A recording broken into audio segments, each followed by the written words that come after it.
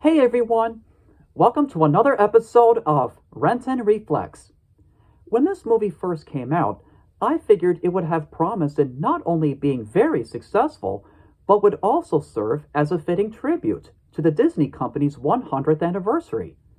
It wasn't until later that it turned out to have a disappointing box office performance and a mixed critical reception.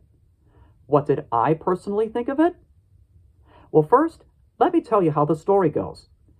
It takes place a long time ago in the kingdom of Rosas. It had been founded by a sorcerer turned king named Magnifico, who has practiced magic and is willing to grant wishes to the citizens of Rosas at special ceremonies. The heroine of the story is a teenager named Asha, who applies to become Magnifico's apprentice. During the interview, she finds out that the king is a little controlling and claims that only he decides who deserves to have their wishes granted. Feeling a little distraught about the situation, Asha goes out to wish upon a star for guidance. She gets a little more than she bargained for when a physical manifestation of the star she wishes upon comes down from the sky and causes mischief. Magnifico sees the star as a threat to the kingdom, so it's up to Asha to set things right in hopes that all of the citizens of Rosas could gain the opportunity in having their wishes granted. To be perfectly honest, I just don't get the mixed critical reception it got because I thought it was pretty good. Even a few of my friends I've talked to said that they thought it was pretty good too. That's not to say it's without any faults.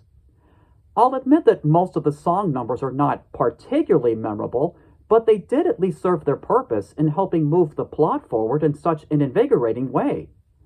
I'll never forget that when I saw the film in theaters, at the very end of the fight song, known as Knowing What I Know Now, someone in the audience shouted, "Ow!"